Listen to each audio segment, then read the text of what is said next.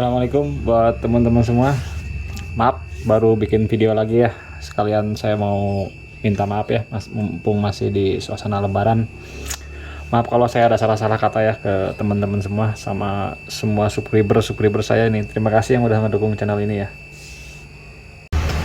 Ya, buat teman-teman semua yang sekarang lagi galau ya, THR-nya udah habis, mana sekarang tanggal tua, gaji belum turun.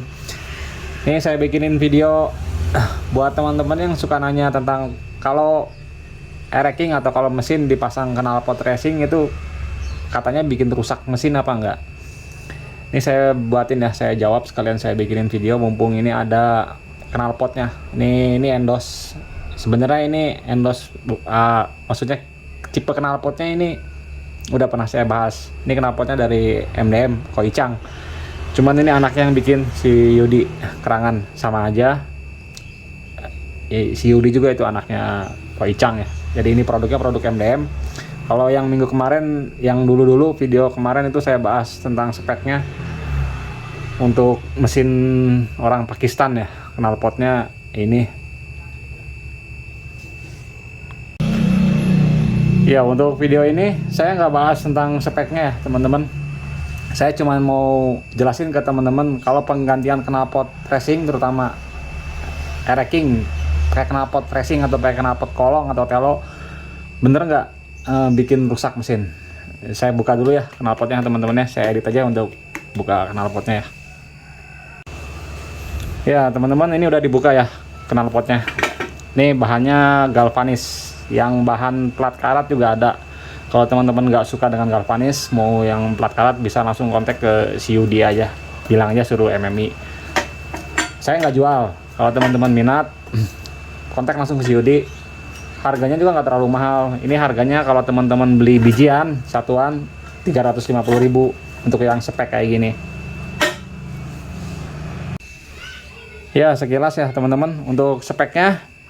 Untuk speknya ini yang udah saya coba ya. Saya pakai ini udah lama. Pakai produk MDM ini bukan kemarin-kemarin, bukan. Saya pakai dari zaman, mungkin yang tinggal di Bogor tahu. Dulu ada trek-trekan balap liar ya di Surken. Dari tahun 98, 99 sampai 2000-an lah gitu, 2000 ya segituan lah, 2008-an lah. Waktu belum ditanggul ya.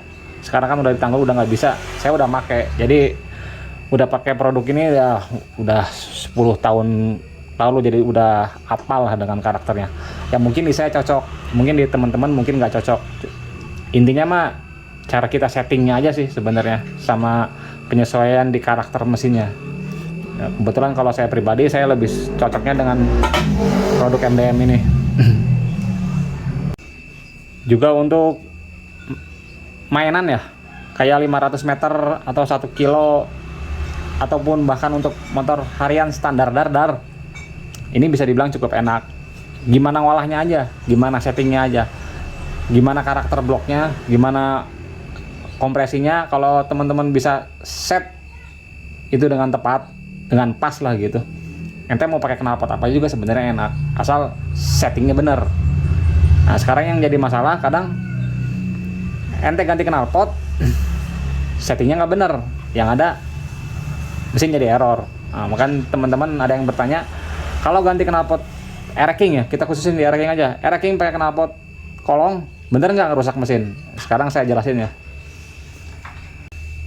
Ini saya contohin buat yang basic ya teman-teman, maksudnya bukan yang speknya yang tinggi-tinggi. Kita mulai dari mesin standar dar, langsung ganti ke knalpot racing. Bener apa enggak itu bisa bikin rusak mesin atau bisa bikin blok jadi berisik. Garis bawah ya, mesin standar dar, nggak diapa-apain, pengapian full standar, timing standar, blok standar, head standar, colok langsung pakai knalpot ini, bisa bikin rusak mesin atau enggak? Sekarang saya jelasin ke teman-teman.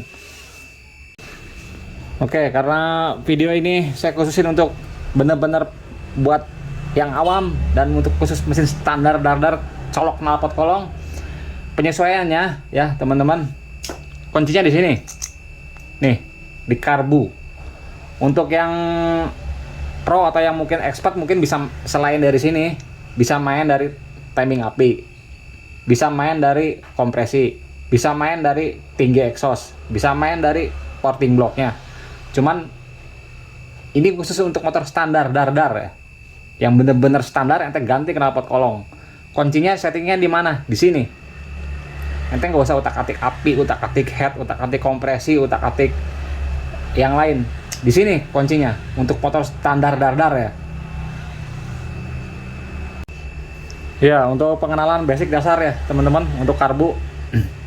Ini udah dibahas, cuman sekilas saja. Nih di sini ada main jet, ini bawahnya nozzle, di sini ada pilot, ini ada juga ada pelampung. Yang pengaruhin konsumsi BBM di mesin ya. Yang di karbu ini. Nih, main jet, pilot, sama posisi pelampung. Untuk yang pelampung saya skip ya. Karena kalau motor standar kan pelampung jarang ditak-atik. Jadi usahain teman-teman kalau emang motornya standar dan ente belum punya masih awam lah gitu, nggak usah ngotak-atik tinggi pelampung standar itu masih sanggup ngelayanin kebutuhan mesin standar, porting harian, bahkan porting semi. Tapi kalau semi agak keras ya pelampung harus naik lah, harus main lah. Cuman kalau masih sebatas porting harian, motor standar dar-dar, porting semi, tinggi pelampung standarnya udah cukup. Ente cukup main di sini aja, di main sama di pilot. Sekilas juga saya infoin ke teman-teman ya. Main jetnya standar Air King 150 untuk tahun muda. Pilotnya 25. Jadi main jet 150, pilot 25. Sekarang saya bikinin ilustrasi gampangnya aja ya, gini ya. Ini main jet 150, pilot 25. Ini untuk pilot ini kawal putaran bawah. Main jet ini untuk main tengah ke atas. Saya bikin ilustrasi kayak gini, teman-teman. Ketika ente pakai main jet 150, buka gas ya, ente main tengah ke atas, otomatis yang ngelayanin kan main jet. Angka kita ambil dari angka ya, yang gampang dah biar ente gampang ngertinya. 150 ya, kita anggap kebutuhannya 150 aja.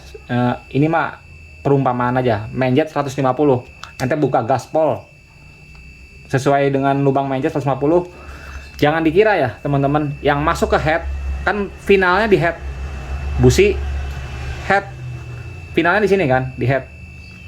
Setelah bahan bakar dikompresi, dia akan meledak. Ente jangan kira nih, ini asumsi aja, kebutuhan 150 ini akan masuk semua ke sini 150, nggak akan nyampe bro.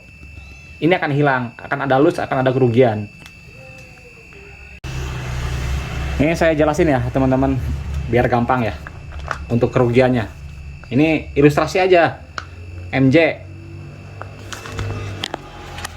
Ini cuma contoh aja ya teman-teman, biar ente gampang ngertinya. MJ 150.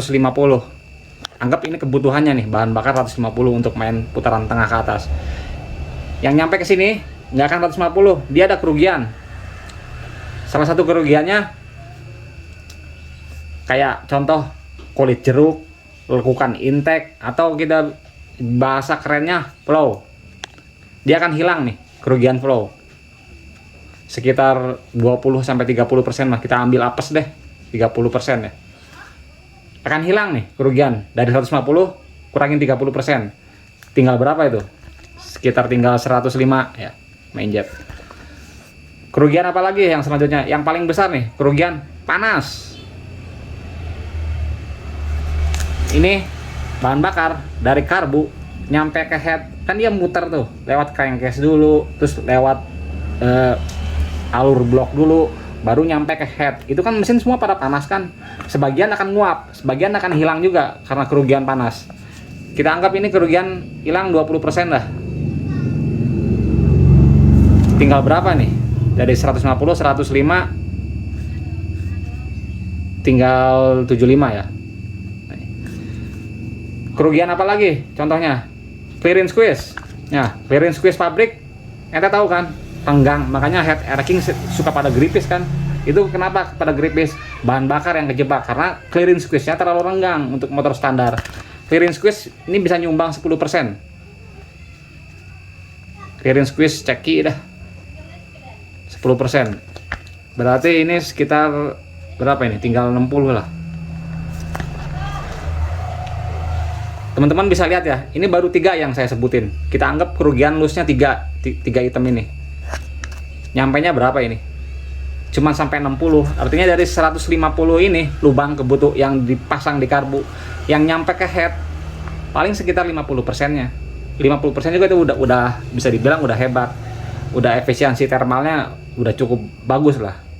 Makanya kenapa kalau porting tujuannya apa? Nih, ngurangin ini nih. Bukan ngurangin, memperbagus flow. Yang tadinya kerugiannya besar 30%, di porting otomatis flow-nya lebih lancar. Ini berkurang nih. Dari 30% bisa jadi 10%. Ujungnya apa?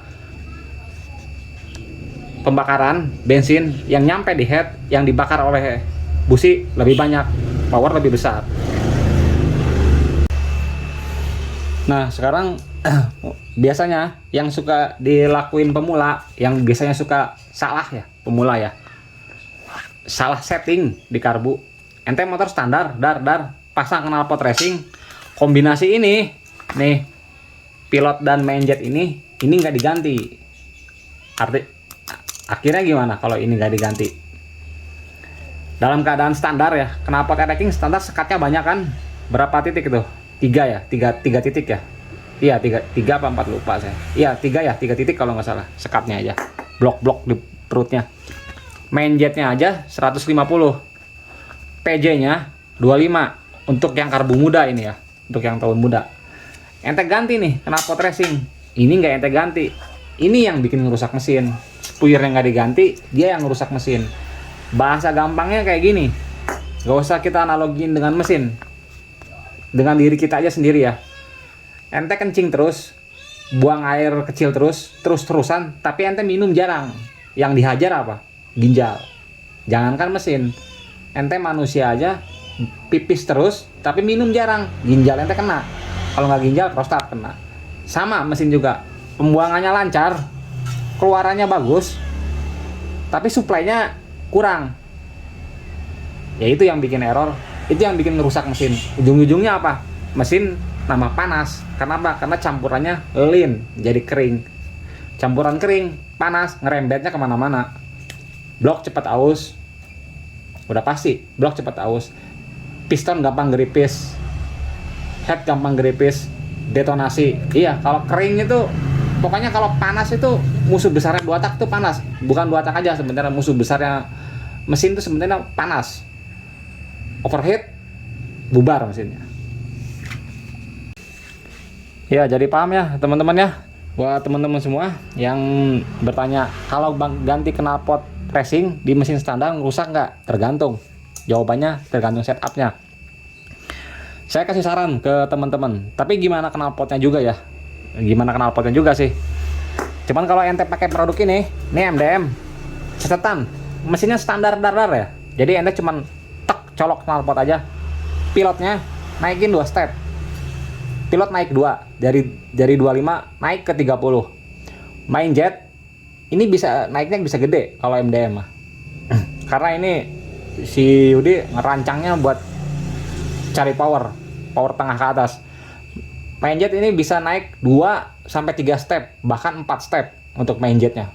Jadi kalau dihitung-hitung, kalau 4 step itu bisa 170, tok, langsung kena main jetnya. Cuman nanti karakter mesin sedikit agak berubah, dia main tengah ke atas, agak sedikit ngeloading kalau teman-teman pakai kombinasi pilot 30 sama main jet 170. Karena apa? Nih perutnya gede, jadi di sini dia ngumpul dulu. Ada expansion chamber. Karena karakter knalpotnya emang seperti itu. Kalau untuk telo rata-rata main tengah ke atas. Sekarang saya bikinin, jangan sekarang deh, kepanjangan videonya.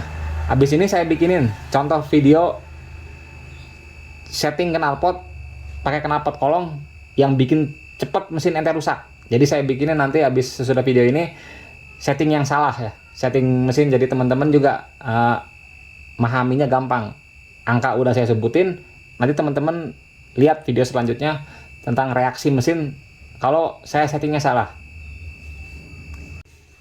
Oke teman-teman, segini dulu ya untuk video saat ini ya, untuk pembahasan tentang buat teman-teman, buat pemula yang pengen pakai knalpot racing. Oke, terima kasih ya teman-teman atas waktunya.